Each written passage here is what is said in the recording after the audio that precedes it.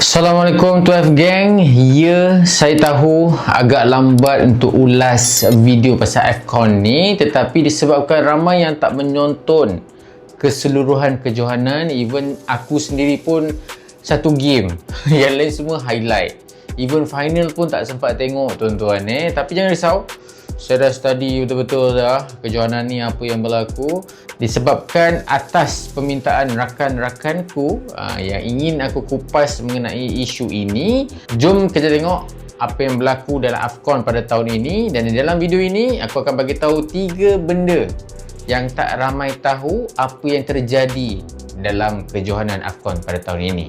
Let's go. Seperti semua sudah sedia maklum, kejohanan AFCON sudah berakhir, tetapi ia tidak berakhir dengan begitu lancar. Berbagai drama, berbagai kontroversi, sehingga kini ada lagi artikel-artikel yang keluar yang menceritakan isu-isu apa yang terjadi di dalam kejohanan AFCON. Pada anda yang tidak tahu, AFCON pada tahun ini juaranya adalah Senegal. Senegal dinobatkan juara selepas menewaskan pasukan tuan rumah iaitu Morocco. Tetapi final tidak berakhir dengan begitu lancar. Berbagai drama dan kontroversi yang berlaku. So kita akan bincangkan apa yang terjadi sebenarnya. Sebelum apa-apa pun, kita kena ketahui satu perkara dahulu. Yang pertama, apa yang terjadi ketika final itu. Kita dah tahu Senegal menang 1-0 ke atas Morocco. Selepas masa tambahan tu ada satu jaringan daripada Pep Aguirre. Ini merupakan kejayaan gelaran AFCON kedua untuk Senegal selepas kemenangan mereka pada tahun 2021 menewaskan pasukan Mesir. Kita recap serba sedikit mengenai apa yang terjadi pada malam final tu. Perlawanan berlangsung di Rabat, Morocco, dan di hadapan penyokong yang begitu ramai. Sudah semestinya yang ramai itu penyokong tuan rumah lah. Senegal membina tekanan awal melalui 1 gol. Tetapi malangnya gol itu telah dibatalkan oleh referee setelah melihat VAR. Okey, apa yang terjadi? Satu foul pemain daripada Senegal menjatuhkan Hakimi. So first goal untuk Senegal batal. Selepas gol Senegal telah dibatalkan, kita pun dah boleh nampak Senegal sudah menunjukkan beberapa respon-respon tidak puas hati. Perlawanan diteruskan, tetapi Morocco telah diberikan penalti melalui keputusan VAR.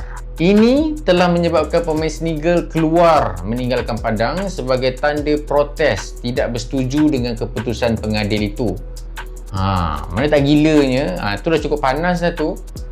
Perlawanan berhenti selama lebih kurang 15 ke 17 minit. Kalau tak salah lebih kurang macam tu lah ya tuan-tuan Sebelum satu orang pemain veteran Senegal iaitu Sadio Mane berjaya meyakinkan kembali rakan sepasukan beliau untuk kembali ke padang dan teruskan bermain. Berbalik kepada situasi sebelum pemain Senegal tu keluar padang, iaitu penalti tadi itulah. Brahim Diaz mengambil penalti untuk Morocco, tetapi dengan cubaan untuk melakukan panenka telah diselamatkan oleh penjaga gol Senegal, Edouard Mendy. Bab ni pun sebenarnya ada satu isu ya tuan-tuan di mana ada banyak tuduhan yang mengatakan Brahim Diaz sengaja tidak menjadikan gol semasa penalti tu. Yang mana sejujurnya bagi pendapat aku, tuduhan itu agak mengarut sebenarnya. Ada 2 sebab kenapa aku rasa macam mengarut tuduhan tu. Yang pertama, takkan Morocco nak kalah malam final tu. Satu, tuan rumah. Second, dorang menanti 15 tahun ya tuan-tuan untuk mendapatkan kemenangan AFCON tu. So bagi aku tak logik lah Brahim Diaz tu sengaja tak nak skor. Yang kedua, reaksi Brahim Diaz sendiri semasa mengambil medal. Kita semua boleh nampak, korang boleh tengok balik klip ni, yang mana Brahim Diaz tu memang ketara, muka dia sedih je, macam termenung je member tu. Kalau sengaja takkan macam tu Oman Berbalik kepada dalam perlawanan. Selepas penalti itu gagal disempurnakan pemain Morocco, dalam masa tambahan Pep Aguirre menjadikan gol kemenangan pada minit ke-94 sekaligus mengesahkan Senegal sebagai juara Afrika. Dan itulah apa yang terjadi di dalam malam final Senegal bertemu Morocco untuk AFCON. Selepas perlawanan, Sadio Mane dipilih sebagai pemain terbaik perlawanan.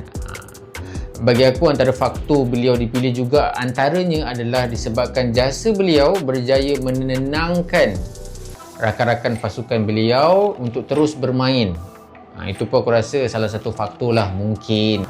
Okey, sekarang kita tengok apa isu kontroversi AFCON ni yang sangat-sangat hangat diperkatakan oleh orang ramai. Yang pertama, tuduhan bantuan pengadil untuk tim Morocco. Kiranya kalau bahasa mudahnya, orang cakap Morocco ni bayar ref lah tuan-tuan. Bayar ref, come on.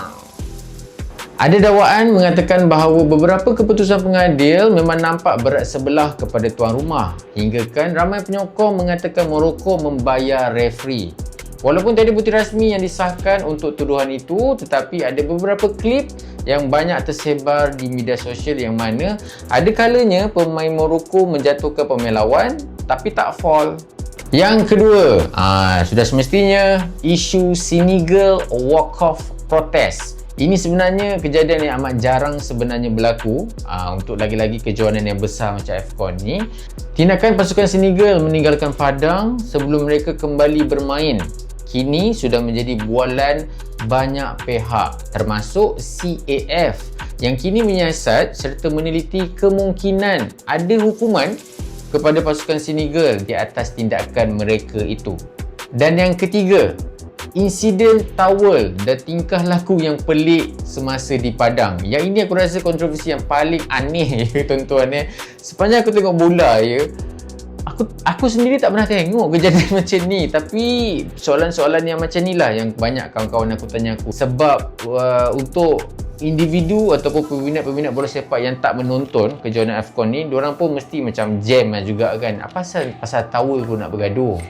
Isunya, beberapa insiden yang pelik telah berlaku, termasuklah melibatkan pengutip bola Morocco tu cuba mengambil tuala penjaga gol Senegal.